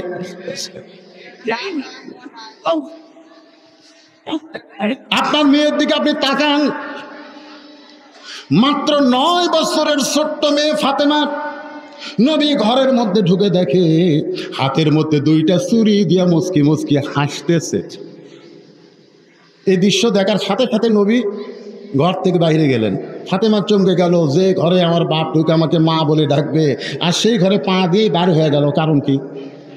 বারান্দায় গিয়ে দেখে নবী কাঁদতেছে। ফাতেমা বলে, বাবা কি কারণে কাঁদেন? আল্লাহ রাসূল বলে, ফাতেমা তুই কখনো মনে করবি না তুই আমার মেয়ে বলে আল্লাহ তোকে জান্নাত দিবে, তুই নবীর মেয়ে বলে আল্লাহ তোকে জান্নাত দেবে। কখনোই মনে করিস না। জান্নাতে যাবার চাইলে জান্নাতের আমল করে যাইতে হবে। এই দুনিয়ার সাজনামা আখিরাতের সাজাই হলো আসল। সঙ্গে সঙ্গে ফাতেমা হাতের 2টে চুরি খুলে মাটি ঠেলা দেয়। নবী দৌড়ে গিয়ে চুরি খুলে পকেটের মধ্যে ঢুকায়। ফাতেমা বলে, বাবা এই চুরি হাতত দেওয়ার কারণেই তো আপনি ঘরে ঢোকেন নাই, সেই চুরি ফেলে দিলাম আপনি পুরা পকেটে ঢুকালেন। রাসূল বলে, ফাতেমা তোর মন খারাপ। যে কাছে গেছে রাসূল কপালে চুমা দিয়ে বলতেছে, এই চুরি একদিন তোমার হাতত করে দেব। শুধু চুরি না, একদিন নাকে ফুল পরানো হবে, কানে দুল পরানো হবে, গলাত মালা পরানো হবে। ফাতেমা বলে, কবে কবে? আল্লাহ রাসূল বললেন, যেদিন তোমার বিবাহ হবে। ও ফাতেমা, মেয়েরা কেবলমাত্র এক ব্যক্তির জন্য সাজতে পারবে, সেই ব্যক্তি হলো তার স্বামী। স্বামী ছাড়া অন্য পুরুষের জন্যে সাজগোজ করা জায়েজ না। বেপরদা হয়ে যারা ঘুরতেছে এরা কার জন্যে?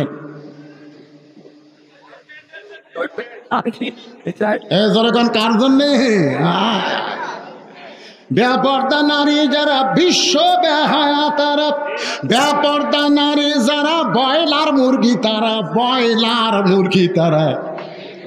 দেখবেন দেশি মুরগি আপনি দেখলে আপনি কাছে যাওয়া পারবেন? আপনি কাছে যাই কি মারবে তো, আপনি তাকায় দেখেন দেশি মুরগির দেখার কোনো উপায় নাই, ফৌরা দিয়ে আঁদরা বাঁদরা সব টাকা।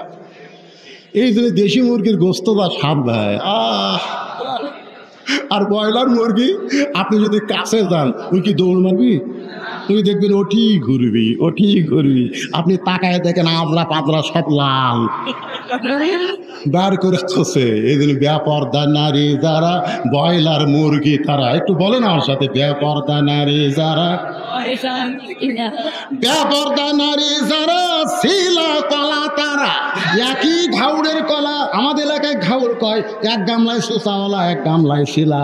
আপনি যদি কলা কিনবার চান তাহলে আপনি বলেন তো চোচাওয়ালা কিনবে না শিলা কিনবে? আপনি কি কলা চোচা সহ খান না শিলা খান? এজরে খান শিলা খান না চোচা সহ খান? তো শিলা খাইলে আগে থেকে শিলা থোয়া আছে, খালি নিবেন আর খাবেন। কলারা বলতেছে, ভাই কোনো কষ্ট নাই রে, খালি নেওয়া খাওয়া। তখন বলে, ভাই আমি খাওয়ার আগেও খাচ্ছে। কলালা বলতেছে, আল্লাহ শপথ করে বলতেছি কেউ খায়নি। বলে, খালি চোখে দেখবার পাবো না রে, অনুবীক্ষণ যন্ত্র লাগা। অনুবীক্ষণ যন্ত্র চোখত লাগাই বলতে, হরি পারে। বলে, কি দেখতেছি? কোন উপরে কলার উপর খালি পোকা কিলবিল করতেছে। এইগুলো পোকা ধরলো কেমন? বলে, ধুলা বালু ব্যাকটেরিয়া মশা মাছি পড়ার কারণে তোর শিলা কলার খাওয়ার উপযুক্ত নাই। বেপরদা নারী আপনার আর বিবাহের উপযুক্ত নাই। ওরে খাওয়ার আগে শয়তান খেয়ে শেষ করে দিয়েছে। তোর কোন কথা ঠিক? আজকে আমাদের যুবকদের স্বপ্ন দোষ হয়। এই স্বপ্ন দোষের কারণ হলো বেপরদা নারী। তোর কোন কথা ঠিক না? তাহলে আপনার 17 বছরের মেয়ের দিকে আপনার রাখালি করার দরকার আছে না নাই? আপনার 22 বছরের ধরে কান কি এমন একটা ফুল প্যান্ট পরছে যেটা পরে সকালে বের হয়ে যায়, সন্ধ্যার বাড়িতে ঠিক মতো বসা যায় না। আপনি রাখালি করার জন্য ছেলেকে বলা দরকার, বাবা তুই যে সকালবেলায় স্কিন প্যান্ট পরে চলে গেলি, এত টাইট ফুল প্যান্ট, তোর কি পেশাব লাগে না? তো ছেলে বলতে আব্বা লাগে তো তুই এখন থেকে সন্ধ্যা পর্যন্ত তুই যে বাহিরে ছিলি এই প্যান অফ করা অবস্থায় তুই কি বসতে পারছিস? ছেলে বলতে আব্বা এগুলা প্রশ্ন করেন কে, আমি রাখাল রে এই যে করা রাখতেছে, বসতে পারছিস? কয় না। তো কেমনি করলি? খাড়া হয়ে করছে। আপনার বলেন তো খাড়া হয়ে যদি কেউ পেশাব করে, দাঁড়ায় কেউ পেশাব করে, পেশাব ঠিক মতো নিংড়িবি? পেশাব কিছু থাকতি মনে করবি শেষ হয়ে গেছে, সেম টাইমসে ইতিমধ্যে যেগুলা ভিতরে আছে এগুলো top top top top top top করে বাইরে হয়ে ওই হাফ প্যান্ট ফুল প্যান্ট ভিজে গেছে। ওই তবিলের গরমে একসময় শুকে গেছে। শুকে গেলে কি হবে ভাই? ওর ব্যাকটেরিয়া তোর মরে নাই, ওর ভিতরে কিলবিল ব্যাকটেরিয়া ওই পেশাবের যন্ত্রে ছিদ্র দিয়ে ভিতরে ঢুকে এক সময় দেখবে বালা মাছের মতন হয়ে যাবি, আগা মোটা গোড়া চিকন হবি, ইন্ডিয়ার হারবাল খেয়া কাম হবি না। ধরে কথা কান না কা আপনার ছেলের দিকে আপনি বাবা হিসাবে রাখানি করার দরকার আছে না নাই? ওসমান গনি বলতে তো ভাইজান তুমি একজন রাখাল, আমি মুচকে হাসি দিয়া তোমাকে বরণ করে নিলাম, কিন্তু ভাইজান কোনোদিন সামনে কাতারে দেখি নাই, আজকে তোমাকে সামনে কাতারে দেখতেছি। বিরক্ত হচ্ছেন? সামনে যে কয়টা ছোট ছোট বাচ্চারা সেই মনোযোগ দিয়ে শুনতেছি। কলজের টুকরা রে, তোর কি দরকার বাদান? ভালো করে শোন। আপনারা ওঠা বসা করতেছেন, ঘোরাঘুরি করতেছেন, আরে এমন ডাবাটা দিছে, আর চোখ ঠিক মতো নাই নাকি রে?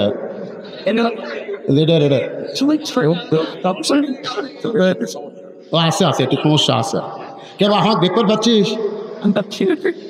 সোহান আল্লাহ, আল্লাহ আর চোখের সব সমস্যা দূর করে দাও, করে করে আমিন। অনুনাজ্জিলু মিনাল কুরআনি মা হুয়া শিফাউ ওয়া রাহমাতুল লিল মুমিনিন। ওসমান গনি বলতেন রাখাল ভাই এই গুরুত্বপূর্ণ কথা, কোনোদিন তোমাকে সামনে কাতারে দেখে নাই, আজকে প্রথম দেখতেছি। কারণ কি?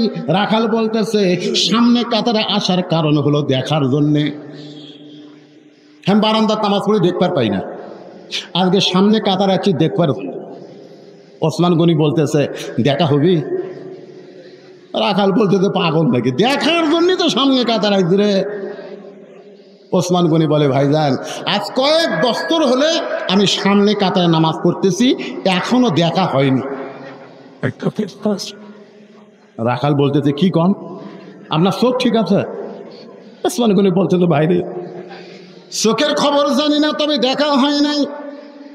কারণ ওসমান গনি যাকে দেখার জন্য সামনে কাতারে নামাজ পড়ে তিনি হলেন নামাজের মালিক আল্লাহ।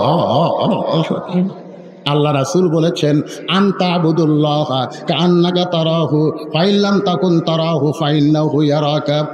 রাখাল বলতেছে ভাইজান কয়েক বছরের সামনে কাতার নামাজ পড়েন, এখন পর্যন্ত দেখার ভাগ্য হয় নাই, তাহলে আপনি আমার হাত ধরেন। ধরে কেন? সুবহানাল্লাহ। ওসমান গনিকে রাখাল বলতেছে আপনি আমার হাত ধরেন, আমি নিজেও দেখব এবং আপনাকেও দেখায়া দিব। ওসমান গনি খপ করে রাখালের হাত ধরে আল্লাহর কোরআন পড়তেছে। শোনেন, আল্লাহর কোরআন পড়তেছে ওসমান গনি। ইয়া আইয়ুহাল্লাযীনা আমানুত্তাকুল্লাহা ওয়া কুনু মা'আস সাদিকিন। এই ইমানদারেরা, এই কোরআনের আয়াতের অর্থ করব আমি, আপনারা কি সবাই মেনে নেবেন? কি গল্প হচ্ছে বাবা? আল্লাহ বলতেছে যারা আমাকে বিশ্বাস স্থাপন করেছ, তোমাদের ভিতরে যদি আমার ভয় ধারণ করতে চাও তাহলে সত্যবাদীদের তোমরা সাথী হও। কার সাথী? আপনারা বলেন তো বর্তমান বাংলাদেশে সত্যবাদী কারা?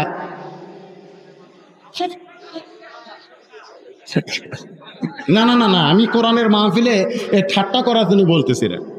যদি সঠিক উত্তর দিবার না পারেন তাহলে চুপ থাকবেন, আর যদি পারেন তাহলে বলবেন। এক ভাই কইছে, অবশ্যই ভাইয়ের কথা ডাইরেক্ট হয়নি, অ্যাঙ্গেল হচ্ছে, এমন ভাবে বলতে তার আল্লাহ ভয় করে। এখানে বলা হচ্ছে কুনু আসাদিকিন, সবচাইতে সত্য কথা হলো যারা কোরআন হাদিসের কথা বলে, কোরআন হাদিসের আন্দোলন করে, কোরআনের দল করে, কোরআনের শাসন চায় তারাই হলো সত্যবাদী। জোরে কোন কথা ঠিক না?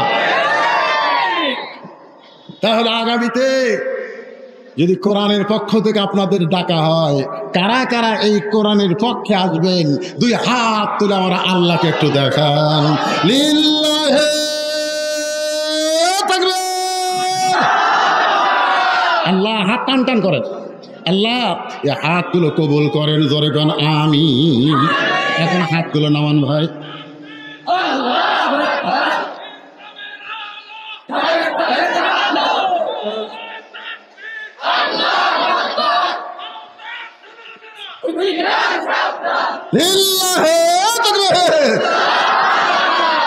এই যে বলতেছে ভারতের দালালেরা হুঁশিয়ার সাবধান। আরে পাগলা, এরা এমন হুঁশিয়ার হসে ওকে খুঁজেই পাওয়া যাচ্ছে না।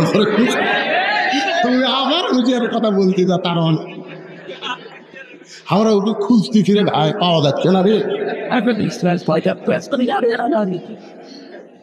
তুই এমন সাবধান হবে ভাই।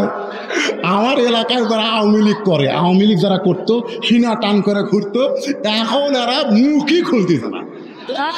আপনার দূরে ছিলেন, দূরে এ দূরে দেখছেন, দূরে বোঝেন, দূরের মুখ সহজে দেখা যায়। পিঠের উপরে কষা লাত্তি বানলে দৌড়ার মুখ বার হয়। তোরে কোন কথা ঠিক না? এই শালারা এমন ভাবে মুখ লুকাছে আর দেখা যাচ্ছে না। আল্লাহর বান্দার একটু মনোযোগ দিয়ে শুনবেন। ওসমান গনি রাখালে হাতটা ধরে চুপটি করে বসে আছে। কিছুক্ষণ পরে যখন ফজরের জামাতের শুরু হয়, এমন সময় জামাতের জন্য একজন আকামত দেয়। যিনি আকামত দেয় তাকে আমরা বলি মুয়াজ্জিন। ধরে বলেন নাম কি? মুয়াজ্জিন যখন আকামত শুরু করেছে, এমন সময় হযরত ওমর মেহরাবের মধ্যে ঢুকতেছে। হযরত ওমর মেহরাবের মধ্যে ঢুকতেছে, ওসমান গনি রাখালের হাতটা ধরে বসে আছে। যখন মুয়াজ্জিন সাহেব বলতেছেন বাজান কত কামাতিস সালাহ, কত কামাতিস সালাহ, সঙ্গে সঙ্গে রাখাল চিল্লায় বলে আল্লাহু আকবার। এতক্ষণ ওসমান গনি কার হাত ধরে আছিল? এদের এখন কার? আমারই। হাত ছেড়ে দিস।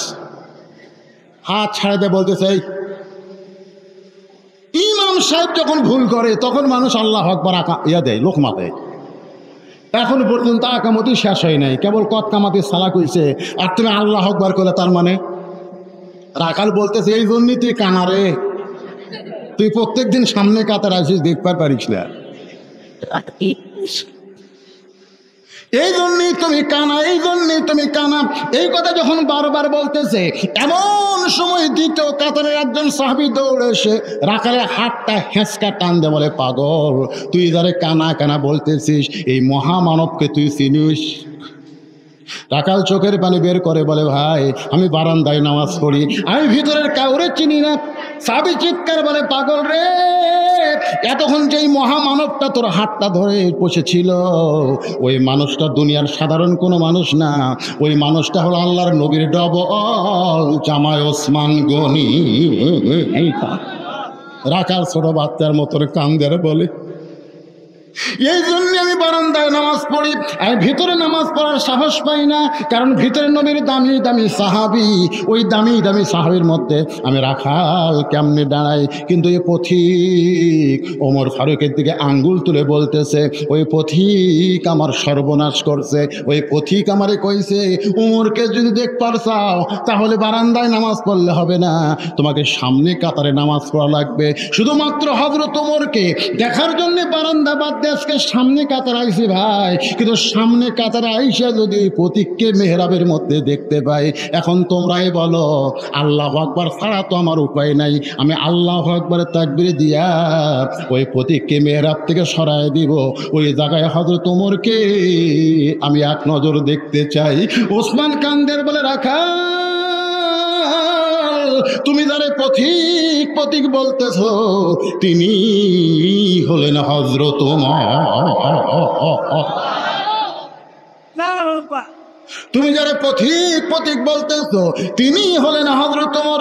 গাছের গোড়া কাটলে গাছটা যেমন ঠাস করে পড়ে যায়, রাখাল তেমনি পড়ে গিয়া মেহরাবের মধ্যে কাটা মুরগির মতন ছটফট করে বলতেছে, ইয়া আমিরুল মুমিনিন, আমি আপনাকে তওবা পড়াইছি, আমি আপনাকে মুনাফিক কইছি, আমি আপনাকে ভণ্ড কইছি, অদম রাখালকে আপনি কিছুই বলেন নাই।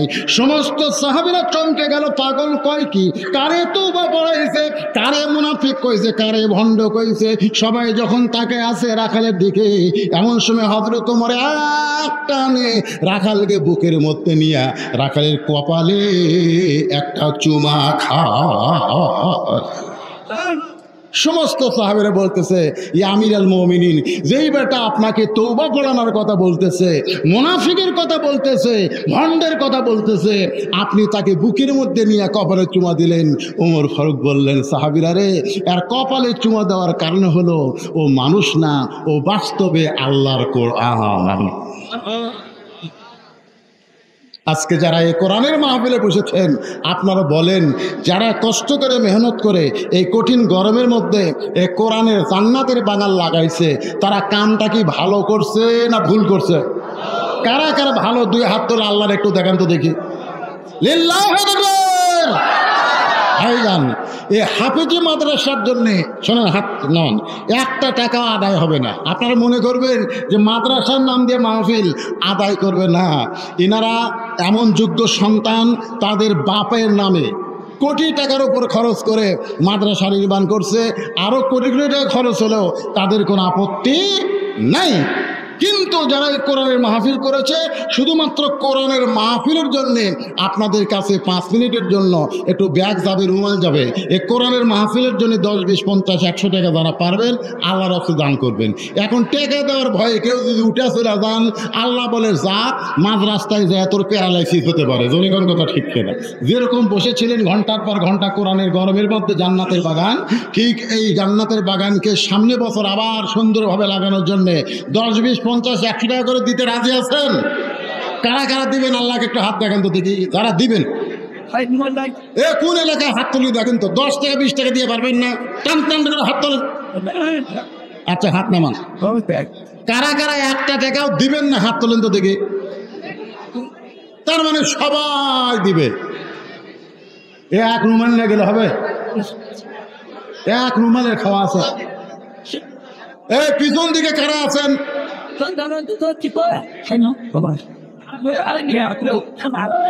বাবা, এই ব্যাগ নেই, ব্যাগ নেই। এই রুমালও তো আবার ধরে কেন? আর রুমাল নেই। 100 টাকা দান করেছে, এরকম যদি কেউ থাকেন যে আমি 500, 1000 দিব, তাহলে ব্যাগের মধ্যে না দিয়ে টেজে আসে আপনার দেন। যদি কেউ থাকে এরকম আল্লাহর বান্দা, এই যে একজন যুবক কোরআনের জন্য 100 টাকা দান করছে, আল্লাহ দানকে কবুল করেন, আল্লাহুম্মা আমিন। আপনাদের জন্য তো মোনাজাত আছে না নাই? এতগুলো মানুষ একটা মোনাজাত করবো ভাই যান। শয়তান কি কয়, আগে গেলে আগে বাড়ি পাবেন না। অনেক মানুষ বাড়ি যাওয়ার জন্য ধরপড় করে, বাড়ি তো পাই না, বরং হাসপাতালে যাওয়া লাগে। জোরে কোন ঠিক কিনা? দেখেন এরকম খুব জোরে মোটর সাইকেল চালাচ্ছে, কোথায় যাবি বলে তার আছে ভাই, বাড়ি যাওয়া লাগবে। আল্লাহ কয় বাড়ি যাওয়ার আগে তোকে হাসপাতাল নিয়ে তুমি চল। মোড়ের মধ্যে একটা ভুটভুটির সাথে অ্যাক্সিডেন্ট করে হাসপাতালে চলে গেছে। মুরব্বী 500 টাকা দান করেছে, আল্লাহ তার দানকে কবুল করেন, আল্লাহুম্মা আমিন। অনেকগুলা টাকা করছে দান, আল্লাহ যে নিয়তে দান করতেছে, আল্লাহ সকলের নেক নিয়ত নিকাশাকে আল্লাহ আপনি কবুল করেন। আমার মা বোনেরা পর্দার অন্তরে বসেছে, তাদের কাছে যদি চিহ্নিত মেয়েরা থাকে আদায় করার জন্যে, তাহলে আমার মা বোনেরাও দান করবে। আমার মা বোনেরা আল্লাহর হস্তে দান করেন। মা, আমি আপনাদের জন্যে, আমি আপনাদের বিরুদ্ধে কোনো ওয়াজ করিনি মা, আমি পর্দার কথা বলেছি। আপনি পর্দা নিশি হবেন, মা ফাতেমার সঙ্গে আল্লাহ আপনাকে জান্নাত দিয়ে দিবে। এই ওঠা বসা করেন না, 5 মিনিটের মধ্যে মাহফিল শেষ। তো হতে পারে আজকের মোনাজাত আমার আপনার জীবনের শেষ মোনাজাত। আল্লাহুম্মা আমিন। আল্লাহুম্মা আনতাস সালাম ওয়া মিনকাস সালাম, তাবারাকতা ইয়া যাল জালালি ওয়াল ইকরাম। আয় আল্লাহ তাআলা, বাবা ডাক্তার সাহেব দুনিয়া থেকে চলে গেছে, তার যোগ্য সন্তানেরা বাবার নামে মাদ্রাসার জায়গা কিনে সুন্দর করে মাদ্রাসা নির্মাণ করে। আজকে সেই বাবার নামে মাদ্রাসার ওসিলায় এই জান্নাতের বাগান লেগেছে কঠিন গরমের ভিতরে হাজার হাজার তোমার তৌহিদি জনতা বান্দা বান্দিরা এই জান্নাতের বাগানে বসে আলোচনা শোনার শেষে আখেরি মোনাজাত আমি গুনাহগারের সঙ্গে রহমতের দরজায় দোকানা হাত তুলেছে। মেহেরবানি করে আজকের মাহফিল আমাদের সকলের হিদায়াতের জন্যে, নাজাতের জন্যে, জান্নাতের জন্যে কবুল করে নাও।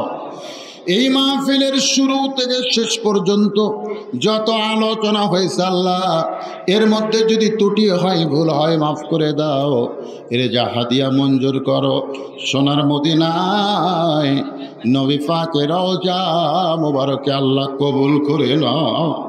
তামাম আম্বিয়ায়ে কেরাম, আসহাবে কেরাম, তাবিনে কেরাম, তাবিনে কেরাম, তামাম পৃথিবীর মাটির যত মুমিন মুমিনা শুয়ে আছে আল্লাহ সকলে আরওয়া করে হাদিয়া কবুল করো। আমরা যারা হাত তুলেছি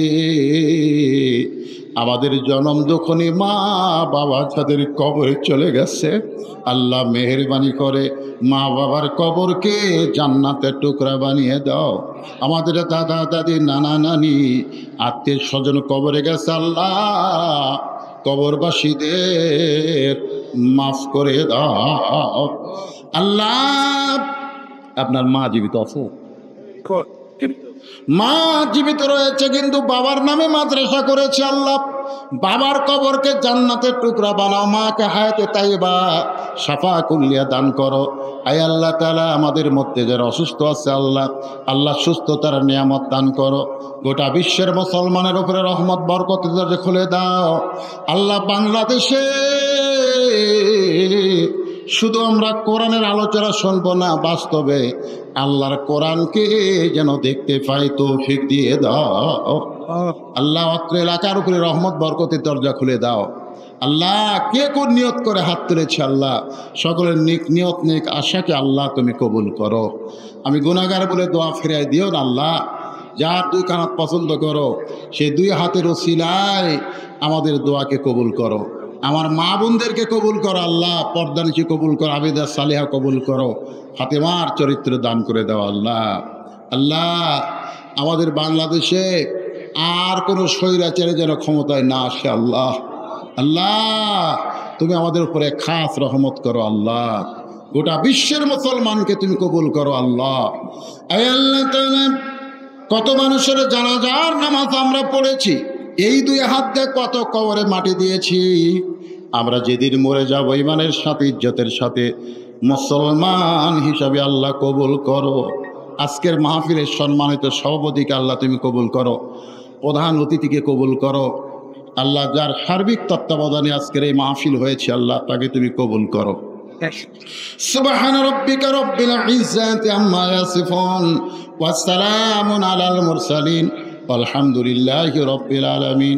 ওয়াজাল আখিরাতি কালিমাতুন ইনদাল মাউতি লা ইলাহা ইল্লাল্লাহু মুহাম্মাদুর রাসূলুল্লাহ সাল্লাল্লাহু আলাইহি ওয়াসাল্লাম। আসসালামু আলাইকুম ওয়া রাহমাতুল্লাহি ওয়া বারাকাতুহু।